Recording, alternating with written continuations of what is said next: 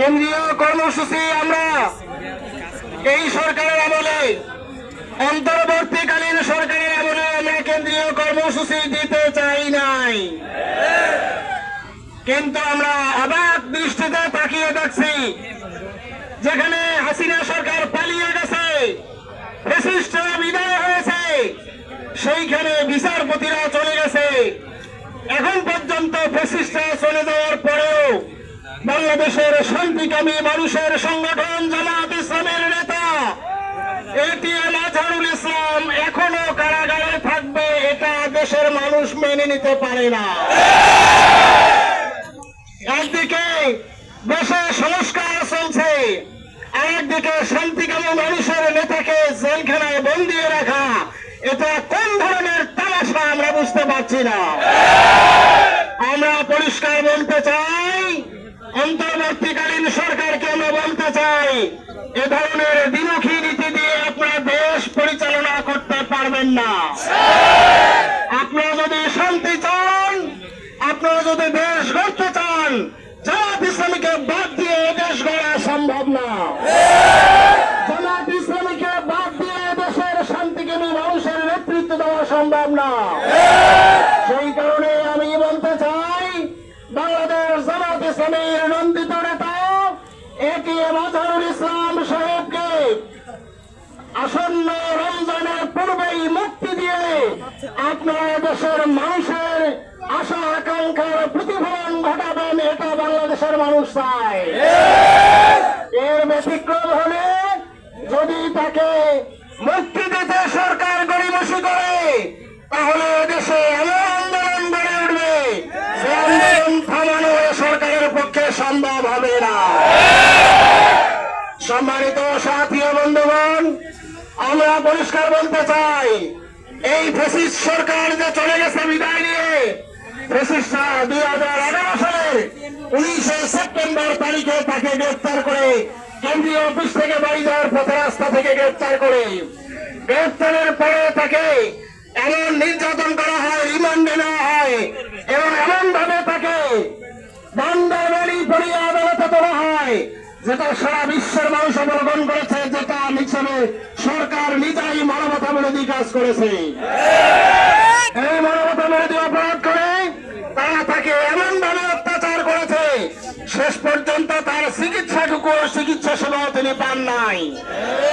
এরপর হাইকোর্টের রায়ে তিনি মুক্ত হন, 2012 সালে তিনি মুক্ত হন।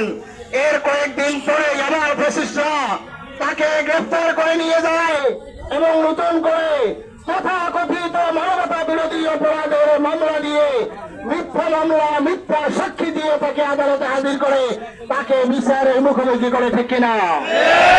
আপনারা জানেন, সেই বিচারের মুখোমুখি করে মিথ্যা সাক্ষী দিয়ে এমন সাক্ষী আপনারা সরলেন, বাংলাদেশের মানুষ অবলোকন করেছে, এদেশের মানুষ ধরেছে প্রহসন কত প্রকার, কি বিচারের নামে প্রহসন কিভাবে হয়েছে আপনারা দেখুন।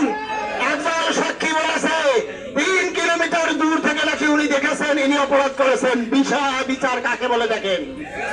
আরেকজন বলেছে 7 কিলোমিটার দূর থেকে দেখেছে, নাকি সগুণ না মানুষ। 7 কিলোমিটার 3 কিলোমিটার থেকে একজন মানুষ আরেকজন মানুষকে চিনতে পারে, দেখতে পারে? তামাশার প্রহসনের বিচার। এরপরেও এই বিচারের রায় তাকে দণ্ডিত করে মৃত্যুদণ্ড দেওয়া হয়েছে। বাংলাদেশের মানুষ ও সারা বিশ্বের মানুষ অবাক দৃষ্টিতে তাকিয়েছে এবং তারা বিশ্বাস করে সারা বিশ্বে এই বিচার, হাসিনার এই বিচার প্রশ্নবিদ্ধ হয়েছে, এই বিচার প্রত্যাখ্যাত হয়েছে। এরপরেও এই বিচারের রায় আমার নেতা এখনো যেখানে আছে, এর চেয়ে কোন দুঃখজনক আর কি হতে পারে?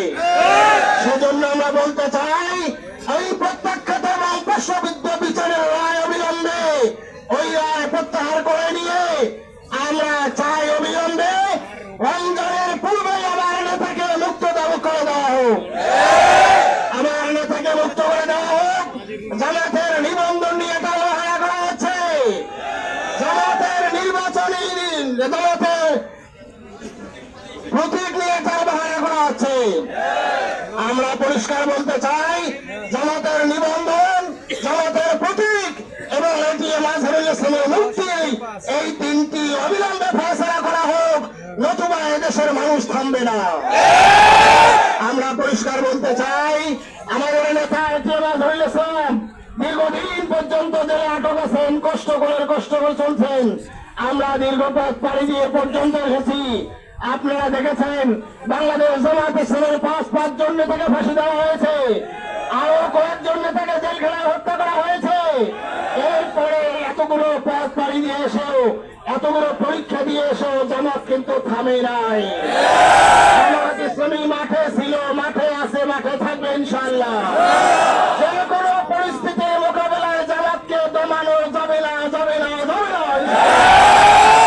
সুতরাং আমরা বলতে চাই, আমরা এই 6 মাস 10 দিন আজকে সরকারের বয়স, অন্তর্বর্তীকালীন সরকারের আমলে আমরা কোনো কর্মসূচি দিতে চাই নাই, কিন্তু সরকারের কর্মসূচি এবং দৃষ্টিভঙ্গি দেখে আমরা আজকে কেন্দ্রীয় কর্মসূচি পালন করতে বাধ্য হচ্ছি।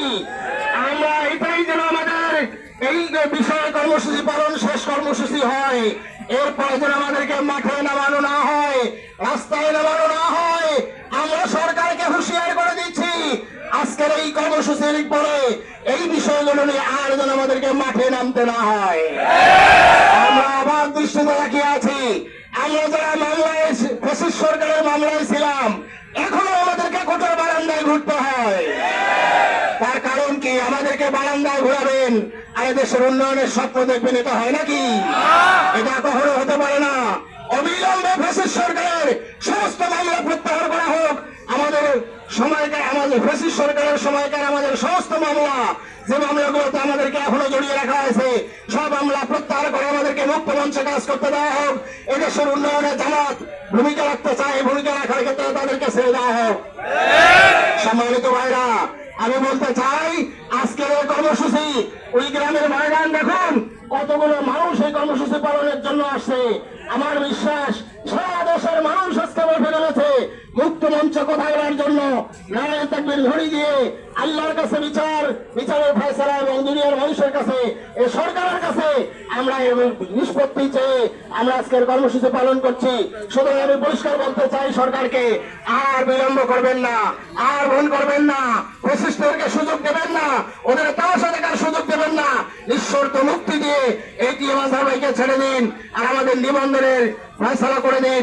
দ্রুত এই ব্যবস্থাগুলো করার মধ্যে দিয়ে আমরা অবিলম্বে দেশে নির্বাচনের পরিবেশ সৃষ্টি করা এবং দেশের মানুষগুলোকে সুন্দরভাবে দেশকে এগিয়ে নিয়ে যাওয়ার জন্য আমাদেরকে মুক্ত মঞ্চে কাজ করার সুযোগ দেওয়ার যুক্ত আহ্বান জানিয়ে আমি আমার কথা শেষ করছি। সম্মানিত ভাইরা, আমাদের মিছিল আজকে এখান থেকে আমরা শুরু করব।